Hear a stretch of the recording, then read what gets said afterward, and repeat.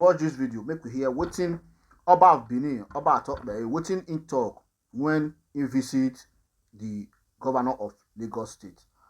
My person, Rufai, you na our person. The way you take talk for this matter, you not go down well with me. We know say you na man when we get love for based on the way you take talk any issue when it comes to the youth and politics. When you remember what he say, our Oba not be politician. So I say if you not know something, not talk about the thing. You get why. I go leave una make una watch this video. Make una don't forget to like this video. Make una share and make another person see. God ordained him to rule the country and called on all Nigerians to support his administration.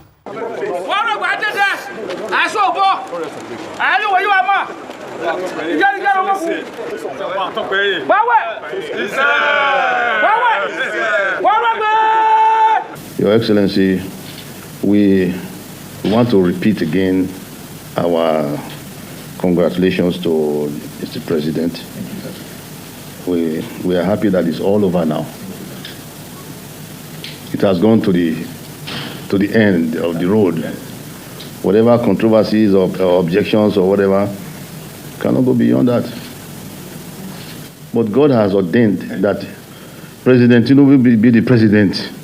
And we thank God for your also successful election. About top I was privileged to be in the presence of his predecessor, Oba of Oba Ewuare II, when I was much younger. Yeah, the first, Oba Ewuare I, who he took over the position. But like you said earlier, Dr. Abati, I did listen to you. It's quite a significant visit because obviously it raises a lot of questions, and there's that significant link between the Benin people and the people of Lagos. And like you said, it's sort of a homecoming for him. But a lot of people have talked about the fact that the Oba's visit, saying that Tinubu was ordained by God. I don't know if he might be in the position to talk about that. The Oba's visit also elicited other commentaries, one of which was that Lagos was built by the people of Benin, a statement that has generated controversy in Nigeria, both in the past and currently. I don't want to mention something that will now drag me into the controversy of Benin and Lagos. But I cannot help but saying that at least it is in history books that Benin founded Lagos. But when some people will hear it now, they go haywire and say, what is the Oba saying there again? But it is true. Go and check out the records. Maybe not all over Lagos as we know it now, but certain area in Lagos, maybe the nucleus of Lagos was founded by ancestors. The Oba of Lagos will say so. I'm sure you know that he will always emphasize that he comes from Benin. Everybody knows. But the source of Lagos is Benin. Whether any of you here he likes it or not.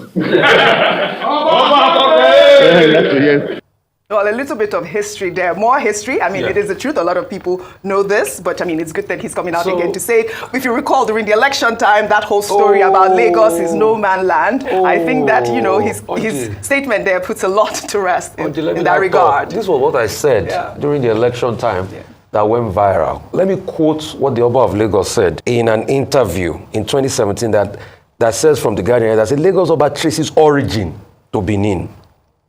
They said, but last week in Lagos, the Oba said Lagos State is not part of Yoruba land. According to a statement from Igaidugono, the palace of the Lagos Oba, Oba Ewuare was quoted as saying, I was told by my late maternal grandmother, who was a descendant of Oba of Ewuare II, with facts from historical book, and let me share the knowledge with you. Modern-day Lagos was founded by Prince Ado, son of Oba of Benin. Prince Ado was the first Oba of Lagos, and it was then named the town Eko, until the Portuguese explorer Rui de Segura changed the maritime term to Lagos, which at that time, from 1942, was a Portuguese expedition. So I think Dr. Abati has even stated the history. These were the things I talked about in a piece that a lot of people kept on. You see, even those that are claiming to be Lagosians, a lot of them are not Lagosians. Because of political expediency, they now start to claim Lagos.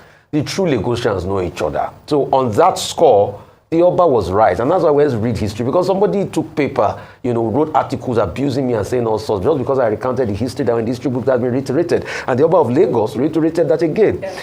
The part that he said that is God, no. Our political system gets our leaders. Let's not put God into this at all. I don't like when we put that narrative in. No. Our political system throws up our leaders. So what are we going to say about the judgments? A lot of people have been complaining. Is it God that is in the Supreme Court? Is it God that is in the appeal court? Is it God that makes all those judgments? Is he also God that put the clerical error in Kanu judgments? Let's just leave God out of our... Except Nigerians learn to understand that participation in the political process is what heralds leaders. And if you don't participate, if you continue to be indifferent, you get the kind of leaders you get. If you don't understand that, then the country doesn't move forward. Because even in the last election, I need to say this importantly as a wrap-up, that a lot of Nigerians are saying Nigerians came out to vote. Nigerians didn't come out to vote in these last elections. Let's not deceive ourselves. Voter apathy was still very high.